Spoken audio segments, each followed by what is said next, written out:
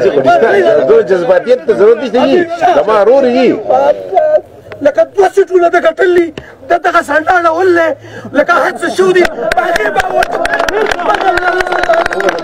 زمونږ یو کار نه کېږي یو دا زمونږ خپل وزیر اعلی دی فات وزیر اعلی دی زما خبره اورئ زما په خیال ستاسو د ډاکټر صاحب چې زما خبره اورئ قسم په خدای مو خودکش جانو ته تیار تاسو زما خبره اورئ الله دې تاسو خودکش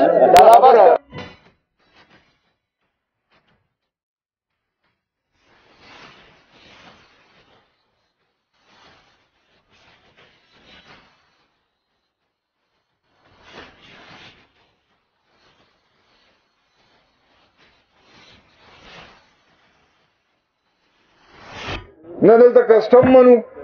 او نه د خلکو سره زیاتې منو نران شي مې را پرېږدئ زموږ نه وي په کار دا د غلا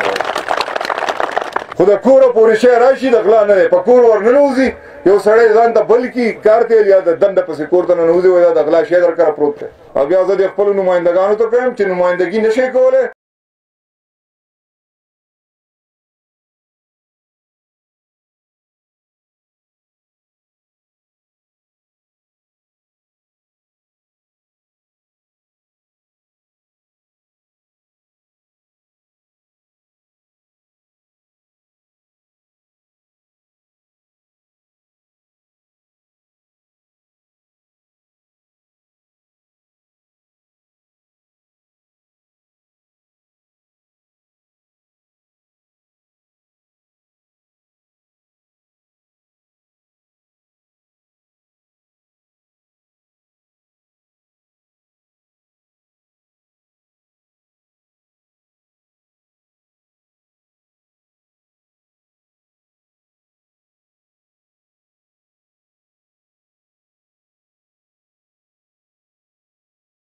راشي بیا ځمکې نه میلاویږي او ځمکې ځکه خلک نه ورکوي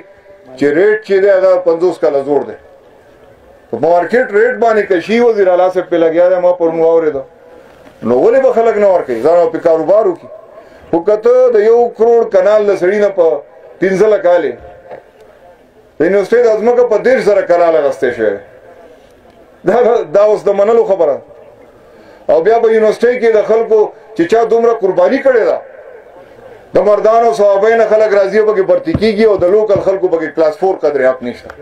دا سیدا وکنه دا د ګړو د بيزو فارم را پورې ده او پای کې برتی د ټول سواد نه کیږي او د لوکل خلکو پکې نه کیږي یو 15 شپږ وزیر صاحب مهرباني کړو هغه دا د چټي کړی دی هغه نشته نو که زه خبرې نه کوم زه بي عزت کېږم زما د دې سره ذاتي اختلاف نشته خدا خلک زما ګریوان شلي که زه کوم نو دیو خفه کېږي ما ته لار وښایي که زه ما پرېږدې استعفا ورکوم نو هم مې تاسو نه پرېږدئ نو څه به کوو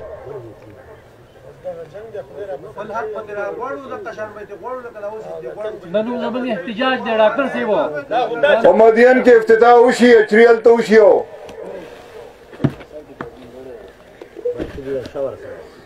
برتي به تاسو پته لره کوم ځای نه وشي او چېرته لاړ شي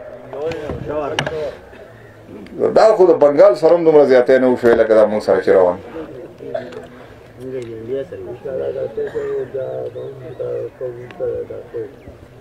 احمد خان ما خبرې ډېرې کړې خو دا خبرې په سنجیدګۍ سره د دې حل راویسته غواړي او په کار نه ده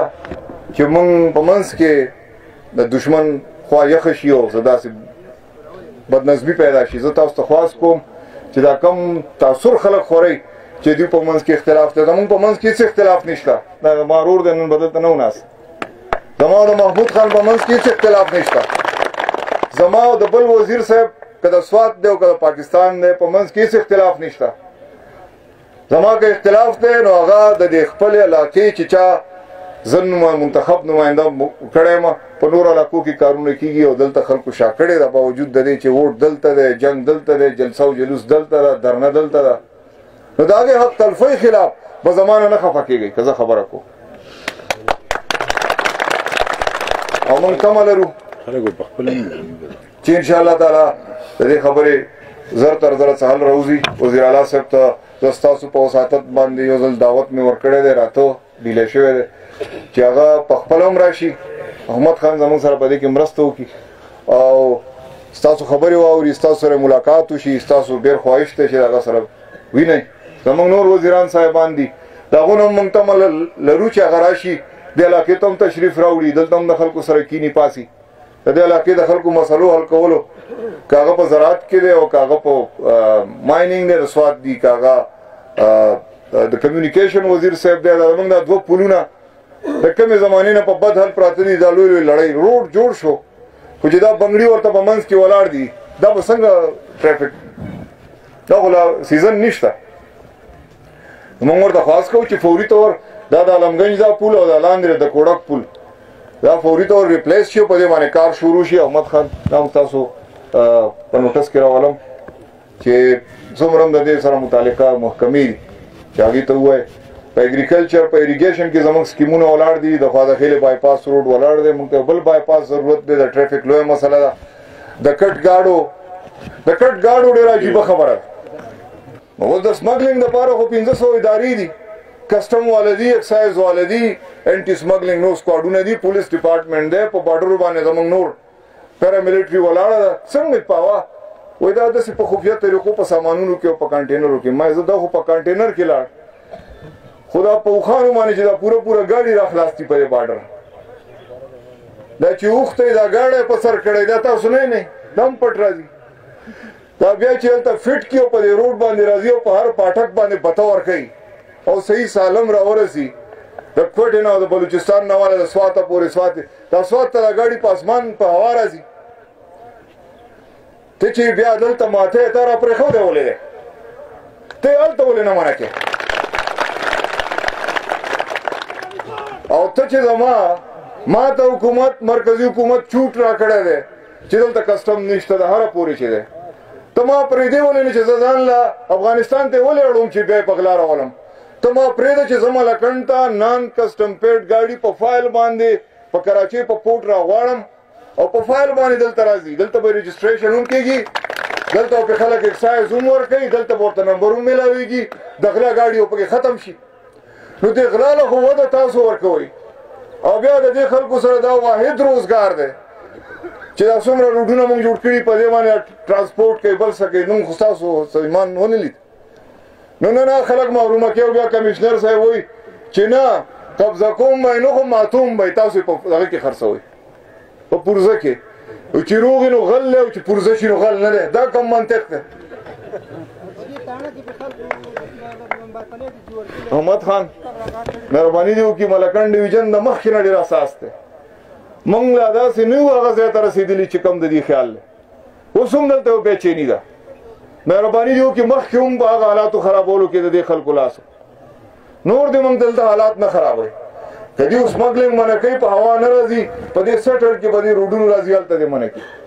دا شته چې سره راغلي دي دا دې خلکو ته پرېږدي، نور موږ نه دي پکار، او یا دې موږ ته اجازت راکړي چې موږ په قانوني طریقه باندې ګاډي امپورټ کوو، د جاپان نه خلک راولي او که دوبۍ نه راولي، چې د بارډر کراس کول او د قبایلو او د پوخانو دا کیسه ختمه شي. دا څنګه نه ختموي چې د دیو پکې د ورځې په کروڑه ورباو روپۍ مدن دی په دې پاټکو، هغه نه بندوي، خو دلته راځي او غریب سړی د مرۍ نه نیسي، په هغه زورور دی، همالته ګټې هم دلته چې د مرۍ نه ونیسي چې دلته نورې ته والي، دا خلک به خوري څه؟ ته روزګار ورکولی نه شي، خلکو ځانه روزګار جوړ کړی دی هغه تیالې، انصاف پکار دی. او بیا زه د خپلو نمایندګانو ته کویم چې نمایندګي نه شئ کولی نو میټینګونه مه کوئ، ورننوځئ او راوځئ او بس خیر خیریت امین دوا وشي. په څه امین دوا وشوه چې یو شی غل دی خو غل دی، نو مات څنګه ماته یې څنګه چې ته یې مات که لکه دا خو غلا له ته بله لار ورکړې، داسې ده او که نه ده؟ نه دلته کسټم منو او نه د خلکو سره زیاتې منو، نران شئ مه یې را پرېږدئ، زموږ نه دي پکار دا دغلا، خو د کوره پورې شی راشي د غلا نه دی، په کور ورننوځي یو سړی ځان ته بل کي کار ته یا د دنده پسې کور ته ننوځي وایي دا د غلا شی درکړه